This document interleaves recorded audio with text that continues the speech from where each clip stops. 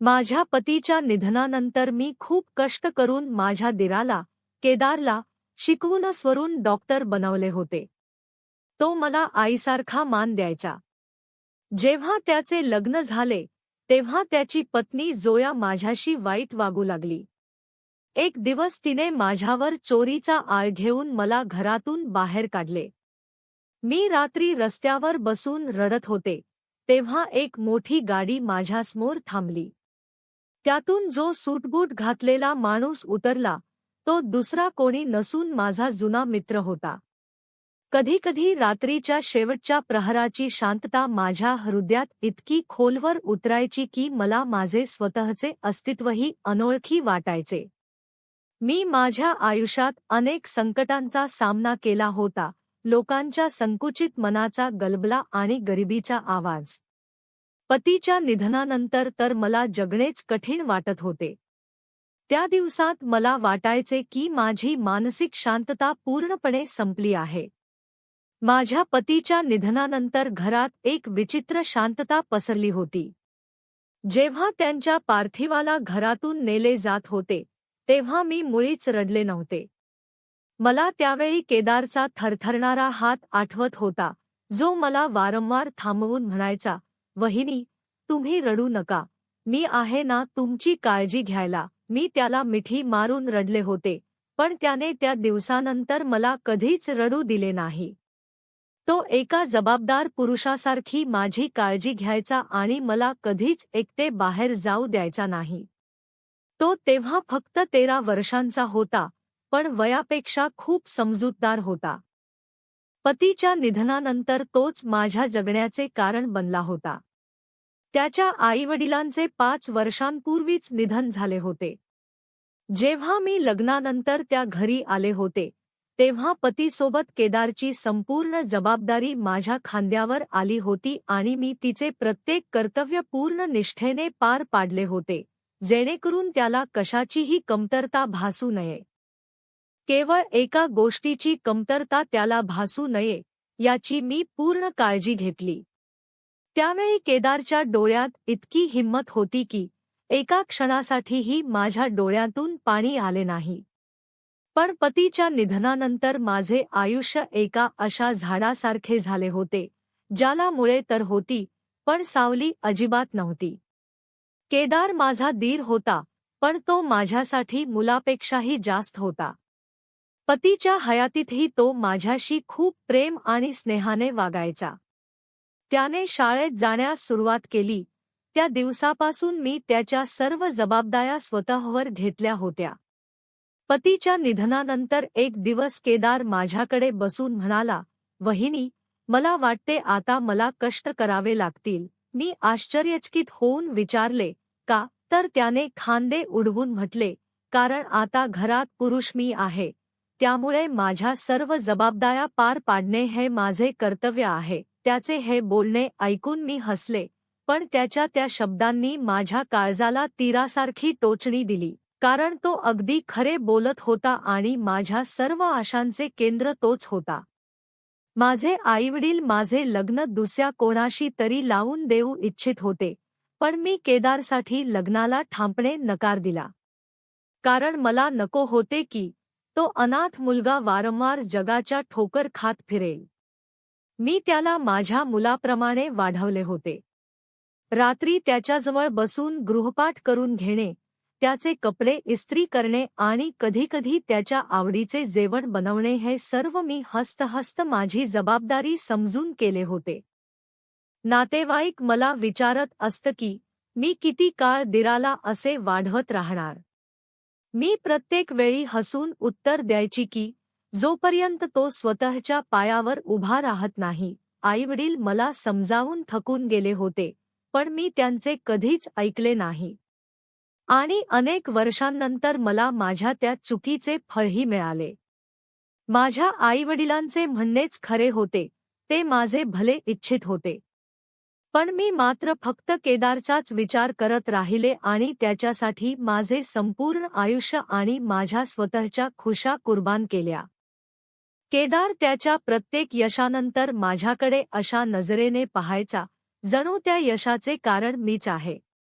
तो स्वतः अत्यंत बुद्धिमान आणि मेहनती मुलगा होता. आयुष्यातील प्रत्येक परीक्षेचा तो धैर्याने सामना करायचा.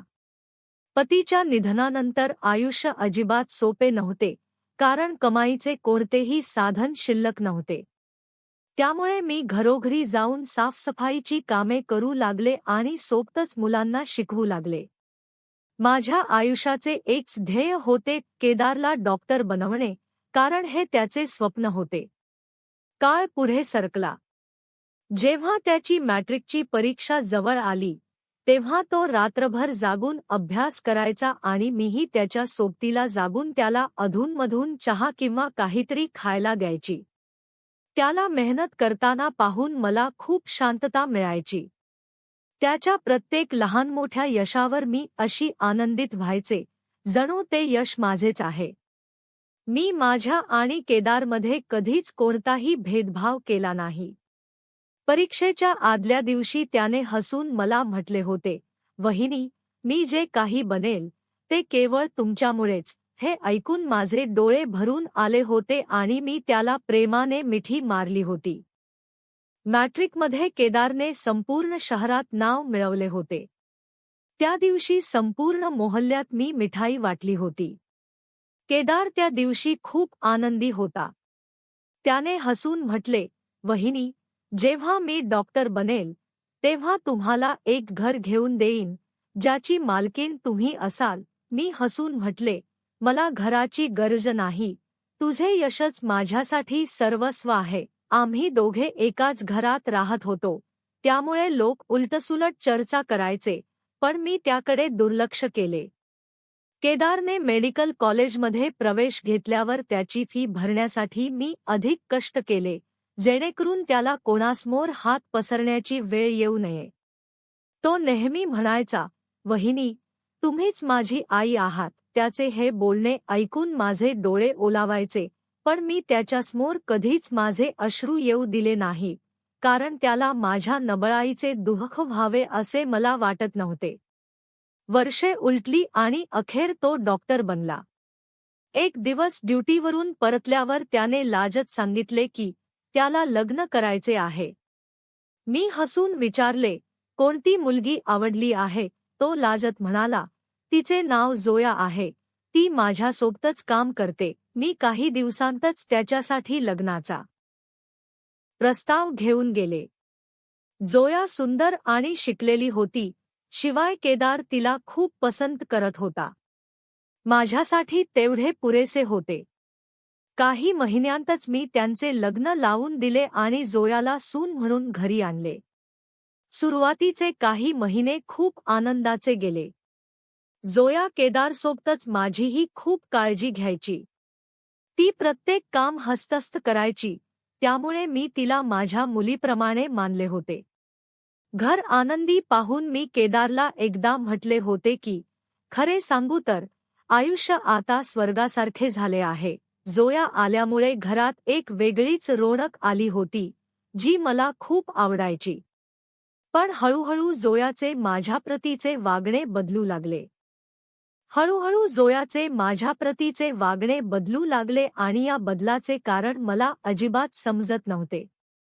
तिचे वर्तन पुन्हा पूर्वीसारखे व्हावे आणि घरातील शांतता टिकून राहावी, यासाठी मी सर्वतोपरी प्रयत्न केले, पण काळानुसार तिचे वागणे अधिकच बिघडत गेले. ती लहान लहान गोष्टींवर संशय घेऊ लागली आणि माझ्याशी उपरोधिक भाषेत बोलू लागली. सुरुवातीला मी या गोष्टींकडे दुर्लक्ष करण्याचा प्रयत्न केला, पण रोज ती अशी काही गोष्ट बोलून जायची ज्यामुळे माझ्या हृदयाला खोलवर जखम व्हायची आणि माझा पूर्ण दिवस खराब व्हायचा. एक दिवस केदार कामावर गेला होता. मी सर्वांसाठी चहा तयार केला आणि जेव्हा जोयाला चहा दिला, तेव्हा तिने चहाचा कप फेकून दिला आणि विचारले, "तुम्ही इथे किती दिवस राहणार आहात?" तिचे हे शब्द ऐकून माझ्या पायाखालची जमीन सरकली. ज्या घराचा पाया मजबूत करण्यासाठी मी माझे संपूर्ण आयुष्य अर्पण केले होते, त्याच घरातून मला बाहेर काढले जात होते. मी स्वतःवर नियंत्रण ठेवून म्हटले, "अगं, हे माझेच घर आहे." पण माझे बोलणे ऐकून ती उपरोधिकपणे हसली आणि म्हणाली, हे घर तुमचे होते, आता नाही. आता मी या घराची मालकीण आहे आणि हे घर माझ्या पतीचे आहे, त्यामुळे आता यावर माझा हक्क आहे. तिचे हे बोलणे माझ्या डोक्यावर जणू जळते वीट पडल्यासारखे होते. त्या दिवशी पहिल्यांदाच मला तिच्या डोळ्यात माझ्याबद्दल तिरस्कार दिसला. तो तिरस्कार इतका खोल होता की मी काहीही केले तरी तो संपणार नव्हता. मी शांत राहण्याचे ठरवले, कारण मला वाटले की लग्नानंतर सुरुवातीच्या काळात मुली थोड्या घाबरलेल्या असतात, कदाचित जोयाही तशीच असेल. पण मी चुकीची होते. तिच्या वागण्यावरून मला असे वाटू लागले होते की जणू काही मीच चुकले आहे आणि या घरात माझा आता कोणताही अधिकार उरला नाही. जेव्हा ती केदारला माझ्याशी बोलताना पाहायची, तेव्हा ती चिडायची. तिला केदारचे माझ्याशी बोलणेही सहन होत नव्हते. एके दिवशी रविवारी सकाळी मी नेहमीप्रमाणे नाश्ता बनवला. केदारला बटाट्याचे पराठे खूप आवडायचे, म्हणून मी ते बनवले होते. ते खाल्ल्यावर केदारने कौतुकही केले, पण जोयाने ताट बाजूला फेकून दिले आणि म्हणाली, आई, तुमच्या जेवणात नेहमीच मीठ कमी असते. मी नम्रपणे म्हटले, बेटा, मी तुझ्यासाठी नवीन बनवून आणते. पण तिने काहीही न खाता रागाने तिच्या खोलीत जाणे पसंत केले. मी स्तब्ध होऊन तिचे कृत्य पाहत राहिले. जेव्हा मी तिच्यासाठी काहीही बनवायचे, तेव्हा ती असेच करायची. भाजीमध्ये काहीही चूक नसली तरी ती मुद्दाम त्यात दोष शोधायची. एके दिवशी मी गीता वाचून खोलीबाहेर आले, तेव्हा मला केदारच्या खोलीतून कुजबुजल्याचा आवाज ऐकू आला. त्या बोलण्यावरून मला अंदाज आला की ते माझ्याबद्दलच चर्चा करत आहेत, म्हणून मी शांतपणे माझ्या खोलीत गेले. मी झोपण्यासाठी डोळे मिटले होते, तितक्यात केदार खोलीत आला आणि माझ्याकडे पाहून म्हणाला, वहिनी, तुम्ही जोयाला काही बोललात का? त्याच्या या प्रश्नाने मी चकित झाले आणि गोंधळलेल्या स्वरात विचारले, मी तिला काय बोलणार? माझे म्हणणे ऐकून केदार संकोचत म्हणाला, ती म्हणत होती की तुम्ही तिला खूप काम करायला सांगता. हे ऐकून माझ्या काळजात जणू काटा रुतला. मी अत्यंत अस्वस्थ होऊन म्हटले, अरे, मी तिला कधी एक ग्लास पाणी आणायलाही सांगितले नाही, तर तिला काम करायला कसे सांगेन? माझे बोलणे ऐकून केदार काहीही बोलता निघून गेला. पण त्या दिवसापासून त्याने माझ्याशी बोलणे खूप कमी केले. त्याच्या या बदललेल्या स्वराचे कारण मला समजत नव्हते. तरीही घरातील वातावरण अधिक बिघडू नये म्हणून मी गप्प राहणेच पसंत केले. एके दिवशी केदार कामावर गेल्यावर जोया जोरात ओरडत तिच्या खोलीतून बाहेर आली आणि म्हणाली, माझे दागिने कुठे गेले? तिचे हे शब्द ऐकून मी हादरून गेले. त्याच क्षणी तिने केदारला घरी बोलावले आणि सांगितले की लग्नावेळचे सोन्याचे झुमके, जे तिने ड्रॉवरमध्ये ठेवले होते, ते आता तिथे नाहीत. केदारने चिंतेत विचारले, घरात तर कोणी आले नाही, मग ते कुठे गेले? जोयाने माझ्याकडे पाहत हळूच म्हटले, आई, काल तुम्ही माझ्या खोलीत गेला होतात ना? हे ऐकून मला मोठा धक्का बसला. मी म्हटले, हो, मी गेले होते, पण कपडे ठेवून लगेच परत आले. माझे म्हणणे ऐकून जोया हसली आणि म्हणाली, तुमच्याशिवाय कोणीही माझ्या खोलीत गेले नाही, याचा अर्थ तुम्हीच ते घेतले आहे. जोयाचे बोलणे ऐकून केदारने माझ्याकडे पाहिले, पण तो काहीच बोलला नाही. त्याचे ते मौन मला आतून पूर्णपणे तोडून गेले. दुसऱ्या दिवशी जोयाची आई घरी आली आणि घरात शिरताच माझ्यावर ओरडू लागली की मी त्यांच्या मुलीचे झुमके चोरले आहेत. मी रडतरडत त्यांना खात्री देण्याचा प्रयत्न केला की मी असे काहीही केलेले नाही आणि कोणतीही चोरी केलेली नाही. पण त्यांचे वागणे असे होते, जणू ते माझ्याशी भांडण करण्याचेच ठरवून आले होते. केदारने अस्वस्थ होऊन माझ्याकडे पाहत विचारले, आई, तुम्ही खरोखरच ते झुमके घेतले आहेत का? त्याचे हे शब्द माझ्या काळजाला चिरून गेले, कारण मला त्याच्याकडून अशा अपेक्षा अजिबात नव्हती. माझ्या डोळ्यातून अश्रू वाहू लागले आणि मी रडतरडत त्यांना समजवण्याचा प्रयत्न करू लागले. मी रडतरडत त्यांना समजावण्याचा प्रयत्न केला की मी काहीही केलेले नाही. मी आजवर कधीही या घरातून काही चोरले नाही, मग आज का चोरू? शिवाय हे घर तर माझेच आहे, मग मी माझ्याच वस्तू का चोरू? केदारने माझ्या बोलण्यावर विश्वास ठेवला होता, पण त्याची पत्नी दररोज त्याच्या मनात माझ्याविरुद्ध विष कालवत होती, ज्यामुळे हळूहळू त्याचे वागणे बदलू लागले. थोड्या दिवसांनंतर जोयाचा मोठा भाऊ घरी आला आणि मला स्वयंपाकघरात काम करताना पाहून तो म्हणाला की त्याने ऐकले आहे की मी जोयाचे दागिने चोरले आहेत. हे ऐकून माझे डोळे पाणावले, पण मी काहीच बोलले नाही. ज्या घराला सावरण्यासाठी मी माझी संपूर्ण तारुण्य अर्पण केले होते, त्याच घरात आज माझ्यावर चोरीचा आळ घेतला जात होता. काही दिवसांनंतर जोया माझ्या खोलीत आली आणि उपरोधिकपणे म्हणाली, आई, तुम्हाला पैशांची गरज होती तर माझ्याकडे मागायला हवे होते. तिचे हे बोलणे ऐकून मी स्तब्ध झाले. मी विचारले, मला पैशांची गरज का पडेल? तिने डोळे मोठे करत सांगितले की तिच्या पर्समधून 3,000 रुपये गायब आहेत, जे नक्कीच मी चोरले असतील, कारण आता मला चोरीची सवय झाली आहे. मी थरथरत्या आवाजात म्हटले, मी कोणतीही चोरी केली नाही आणि मला माहीत आहे की तू मुद्दाम माझ्यावर आरोप लावते आहेस, जेणेकरून मी सर्वांच्या नजरेत चोर ठरेल. माझे बोलणे ऐकून ती हसू लागली आणि थोड्याच वेळात जोरात ओरडून तिने केदारला बोलावले. तिला ओरडताना पाहून मला काहीच कळेना. केदार धावत आला आणि घाबरून विचारले, काय झाले? तेव्हा जोयाने खोटे अश्रू ढाळत सांगितले की तिचे 3,000 रुपये चोरीला गेले आहेत आणि ती या घरात सुरक्षित नाही. आपल्या पत्नीला रडताना पाहून केदार माझ्याकडे बघून म्हणाला, वहिनी, तुमच्यासाठी हेच चांगले असेल की तुम्ही काही दिवसांसाठी माहेरी जाऊन राहा. हे ऐकताच माझा श्वास कोंडला. मी विचारले, बेटा, मी का जाऊ? केदार म्हणाला, वहिनी, कृपया काही दिवसांसाठी तरी जा, जेणेकरून घरातील वातावरण शांत होईल. त्याचे हे एक वाक्य मला आतून पूर्णपणे तोडून गेले. जोयाने माझी बॅग भरून माझ्या हातात दिली आणि घराच्या दरवाजापर्यंत आणून ती म्हणाली, आता या घरातून कायमची निघून जा. तिचे ते शब्द ऐकून माझ्या डोळ्यांतून अश्रू वाहू लागले.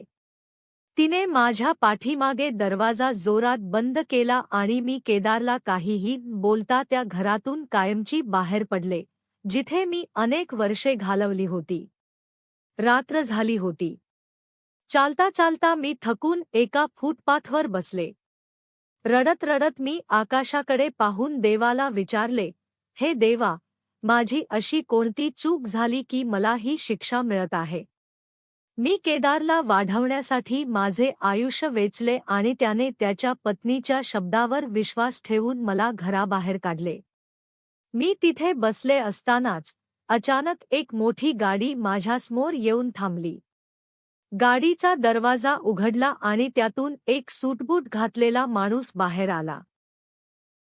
तो माणूस दुसरा कोणी नसून माझा बालपणीचा मित्र विक्रम होता, जो एकेकाळी माझ्याशी लग्न करू इच्छित होता.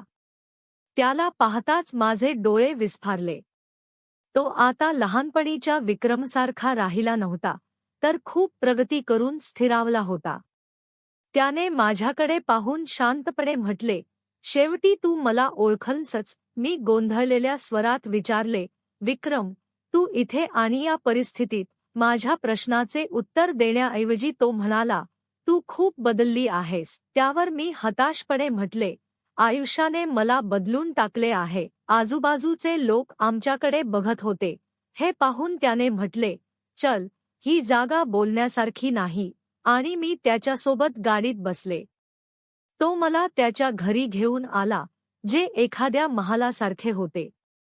घर पाहून मी विचारले, हे तुझे घर आहे का? तो हसून म्हणाला, हो, देवाची कृपा आहे की मी माझ्या स्वप्नातील महाल उभारू शकलो. मी त्याच्या आलिशान घरात प्रवेश केला, तेव्हा तिथे एक वृद्ध महिला दिसली, ज्यांना मी लगेच ओळखले. ती विक्रमची आई होती. एकदा विक्रमच्या सांगण्यावरून त्या माझ्यासाठी लग्नाचा प्रस्ताव घेऊन आल्या होत्या, पण माझ्या आईने तो नाकारला होता, कारण तेव्हा विक्रमकडे कोणतेही काम नव्हते आणि त्यांच्या घराची आर्थिक स्थिती खूप खराब होती. त्यांची नजर माझ्यावर पडताच त्या म्हणाल्या, "अरे बाळा, तू कुठे गेली होतीस? लग्नानंतर तू मला भेटायलाही आली नाहीस." मी रडतरडत त्यांना मिठी मारली आणि माझ्यासोबत जे काही घडले होते ते सर्व त्यांना सांगितले. माझे दुःख पाहून त्यांनी मला त्यांच्यासोबत राहण्यासाठी आग्रह केला. विक्रम शिक्षण पूर्ण करून परदेशात गेला होता आणि तिथे त्याने स्वतःचा व्यवसाय सुरू केला होता. आपल्या कष्टाच्या जोरावर त्याने खूप संपत्ती मिळवली होती आणि तो आता आपली सर्व स्वप्ने पूर्ण करण्याच्या स्थितीत होता. मी तिथेच राहण्याचा निर्णय घेतला, कारण मला माझ्या आईवडिलांवर ओझे बनायचे नव्हते. मी दिवसभर स्वतःला घरकामात व्यस्त ठेवले, जेणेकरून कोणावरही ओझे वाटू नये. मी विक्रमच्या आईची माझ्या आईसारखी काळजी घेऊ लागले आणि त्यांनीही मला त्यांच्या मुलीसारखे मानले, ज्याबद्दल मी त्यांची खूप आभारी आहे. पण विक्रम व्यवसायात इतका व्यस्त झाला होता की त्याने माझ्याशी बोलणे खूप कमी केले होते. मला वाटले की तो माझ्याशी संवाद साधणे टाळत आहे. माझ्या मनात शंका निर्माण झाली की विक्रम कदाचित आजही माझ्यावर प्रेम करतो आणि समोर येण्यास घाबरत आहे. पण विक्रमने कधीही आपल्या मर्यादेचे उल्लंघन केले नाही. मी गप्प राहण्याचे ठरवले आणि जे काही होईल ते पाहू, असे मनाशी ठरवले. एके दिवशी सकाळी विक्रमच्या आईने मला त्यांच्यासोबत बाजारात चलण्याचा आग्रह केला. मला जायचे नव्हते, पण त्यांच्या आग्रहाखातर मी त्यांच्यासोबत निघाले. बाजारात खरेदी करत असताना अचानक माझी नजर जोयावर पडली. ती एका अनोळखी माणसासोबत हसून बोलत होती. ते एकमेकांना खूप दिवसांपासून ओळखत असल्याचे स्पष्ट दिसत होते. त्या माणसाचा हात जोयाच्या खांद्यावर होता आणि ती तो काढण्याचा प्रयत्नही करत नव्हती. तिला पाहून मला धक्काच बसला, पण मी काहीच बोलले नाही. पण दुसऱ्या दिवशी मी भाजी घेण्याच्या बहाण्याने पुन्हा बाजारात गेले, जेणेकरून मी जोयाला पुन्हा पाहू शकेन. जोया पुन्हा त्याच माणसासोबत तिथे होती. त्याने खिशातून काही पैसे काढले आणि जोयाला दिले, जे तिने हसून आपल्या पर्समध्ये ठेवले. हे दृश्य पाहून माझा संशय अधिक बळावला आणि मला खात्री पटली की ती केदारला फसवून त्याच्या विश्वासाचा घात करत आहे. मी नकाब घातला होता, त्यामुळे मी त्यांच्या जवळ जाऊन त्यांचे बोलणे ऐकण्याचा प्रयत्न केला. तो माणूस म्हणाला, "काळजी करू नकोस, तू दिलेल्या औषधांचा डोस मी केदारला रोज देत आहे.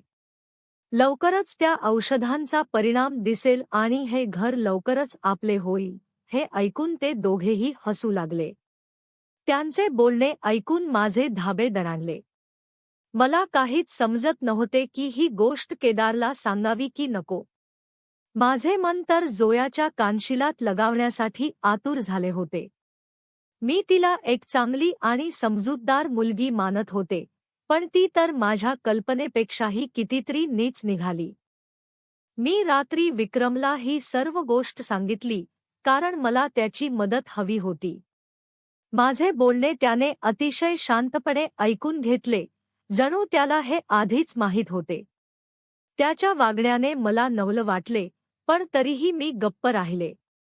मी अस्वस्थ होऊन त्याला विचारले, "मी केदारला हे सर्व सांगू का?" तेव्हा विक्रमने एक दीर्घ श्वास घेत म्हटले, "नाही. केदार त्याच्या पत्नीवर आंधळा विश्वास ठेवतो. त्यामुळे पुराव्याशिवाय कोणतेही पाऊल उचलू नकोस, नाहीतर तुलाच पश्चात्ताप करावा लागेल."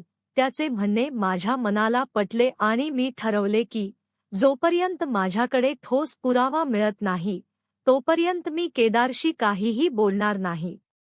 जोया खूप धूर्त होती. तिने केदारला आपल्या वशात करून ठेवले होते आणि ती त्याच्यापासून लपून दुसऱ्या कोणाशी तरी संबंध ठेवून होती. मी आता जोयाविरुद्ध पुरावे गोळा करायला सुरुवात केली होती.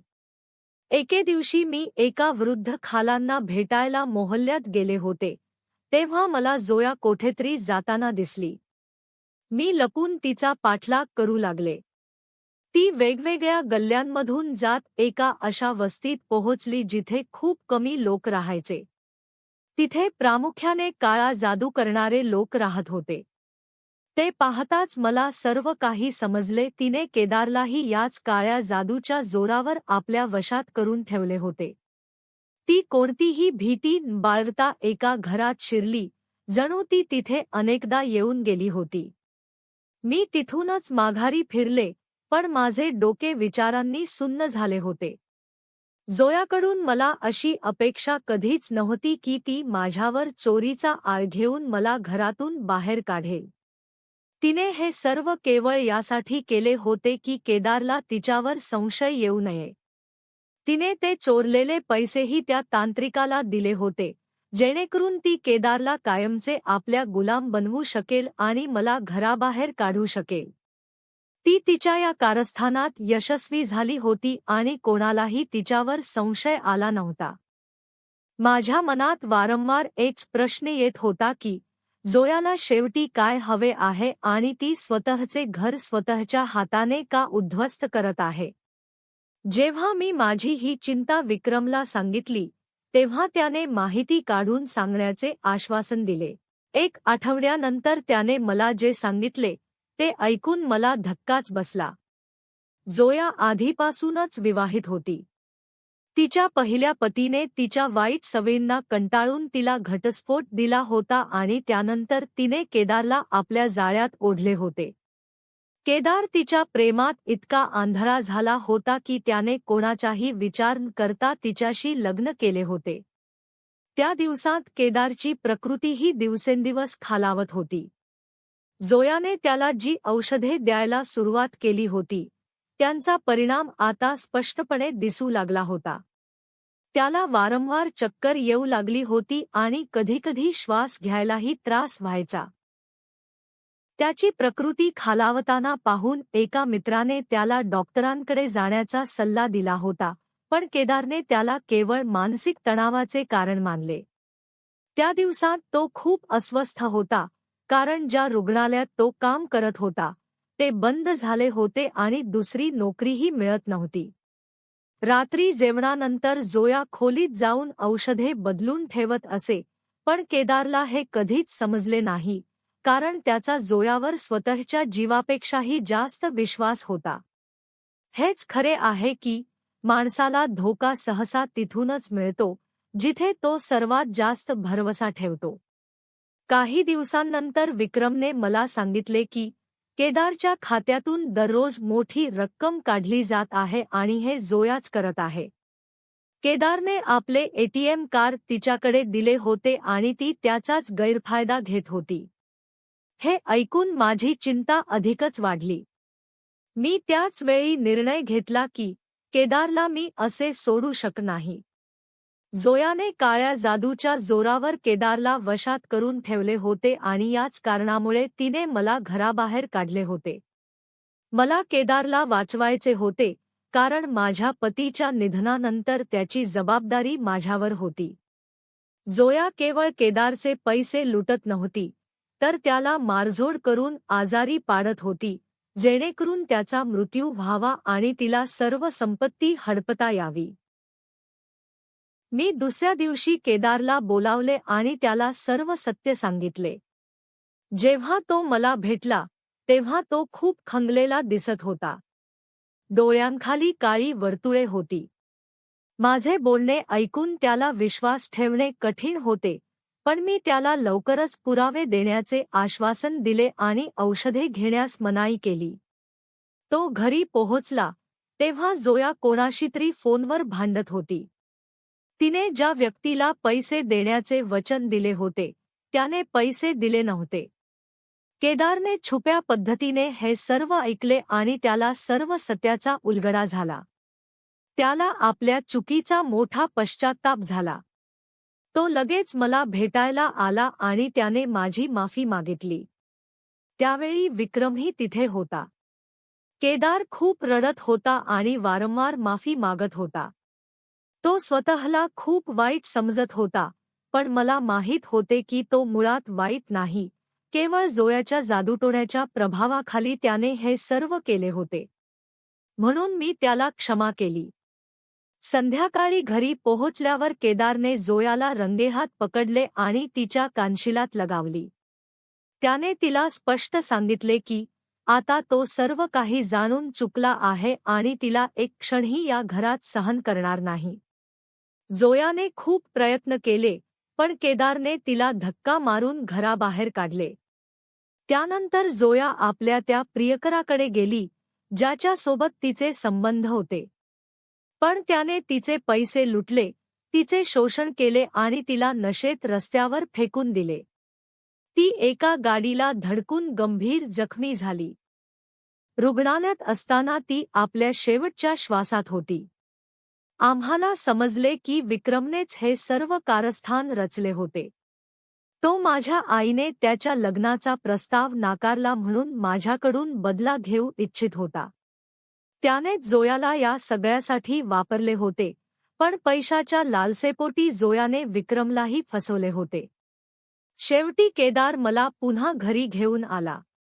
माझे तेच खरे घर होते, जे मी कष्टाने उभारले होते. सत्याचा विजय झाला होता आणि आता आमच्या आयुष्यात पुन्हा एकदा आनंदाचे दिवस येणार होते. केदार लवकरच बाबा होणार आहे, ही बातमी माझ्या आनंदाला पारावार ठेवणारी होती. सत्य समोर आल्यानंतर केदारला आपल्या चुकीची जाणीव झाली होती. तो स्वतःच्या कृत्यावर खूप लाजिरवाणा होता आणि म्हणूनच मी त्याच्यासोबत परतण्याचे ठरवले. माझ्या त्या हक्काच्या जगात, माझ्या घरात मी पुन्हा एकदा आनंदी होते. जेव्हा केदारने जोयाला घराबाहेर काढले, तेव्हा ती सरळ त्या माणसाकडे गेली, ज्याच्याशी तिचे संबंध होते.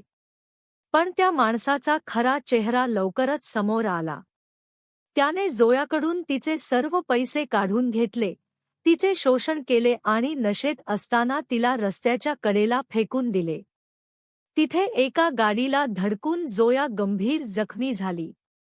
काही दिवसांनी केदारला हॉस्पिटलमधून फोन आला.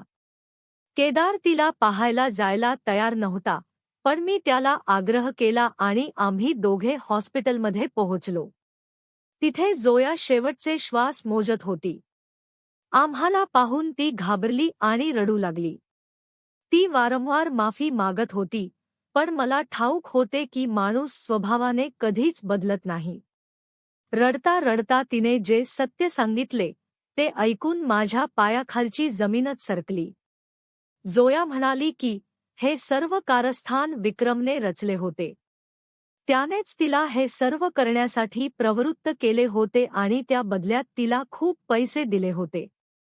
विक्रमला हे हवे होते की मी रस्त्यावर यावे, हताश व्हावे आणि त्याच्याशी लग्न करायला मजबूर व्हावे.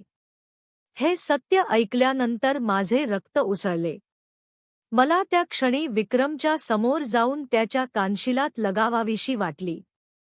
ज्याला मी माझा बालपणीचा मित्र आणि आधार मानले होते, त्यानेच माझ्या आयुष्याची राखरांगोळी करण्याचा प्रयत्न केला होता.